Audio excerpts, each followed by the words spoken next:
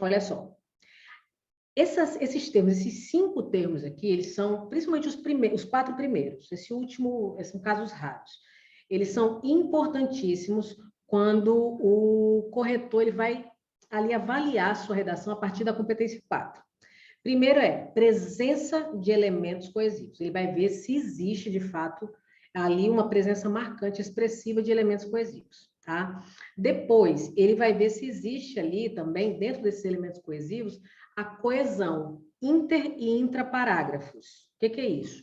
Interparágrafos é entre os parágrafos, tá bom? Então, ele vai ver ali se existe uma sequência lógica. E também dentro dos parágrafos, ali nos períodos, ele vai ver se existe uma sequência bacana, tá bom? Por exemplo, a questão do primeiramente, do em primeira análise, em primeira instância, por que não é interessante que você utilize ali o primeiramente no seu parágrafo, no início do seu parágrafo de D1, né, do desenvolvimento 1? Porque a sua redação não começa ali. A sua redação começa na introdução, tá? A introdução ela vai servir para quê? Para contextualizar ali o problema, para você colocar logo ali o seu posicionamento.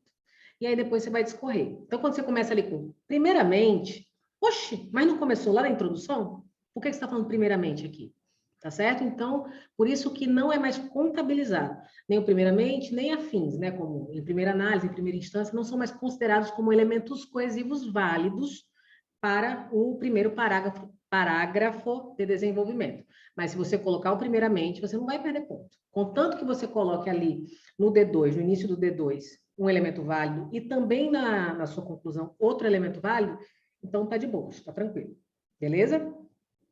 Então, ele vai analisar isso aqui também. Outra coisa, repetição. Isso aqui é quase, é um prazer para o corretor ficar lá só riscando assim, ó, quantas vezes você falou a mesma palavra? Quantas, tá? E não tem esse lance de que, eu falei uma vez em cada parágrafo, meu Deus, eu vou perder ponto. Não. E um outro detalhe, quando as palavras que são repetidas, elas estão ali na frase tema, por exemplo, o estigma associado às doenças mentais. Se você repete estigma ao longo do seu texto, não tem problema, tá?